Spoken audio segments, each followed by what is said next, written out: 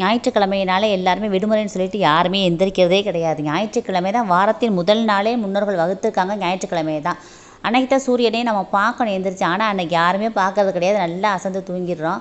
ஆனால் ஞாயிற்றுக்கிழமை அன்னைக்கு காலையில் சூரிய உதயத்தை பார்க்குறவங்க வாழ்க்கையில் மிகப்பெரிய வெற்றி அடையலாம். ஒன்றும் இல்லை, காலைல எந்திரிங்க, சின்னதாக வாசலில் ஒரு கோலம் போடுங்க மங்களகரமாக.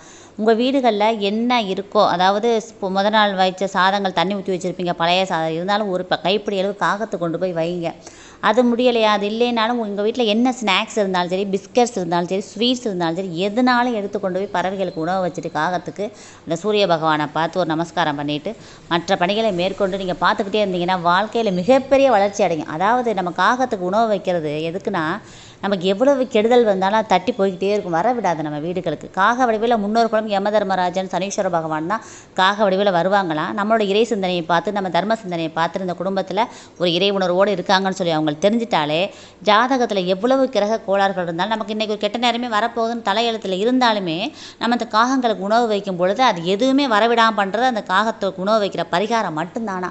அதனால் டெய்லி நீங்கள் காகத்துக்கு உணவு வச்சுருங்க. எவ்வளோ வேலை இருந்தாலும் பரவாயில்ல, இது ஒரு முக்கியமான வேலையை நினச்சி வச்சு பாருங்களேன்.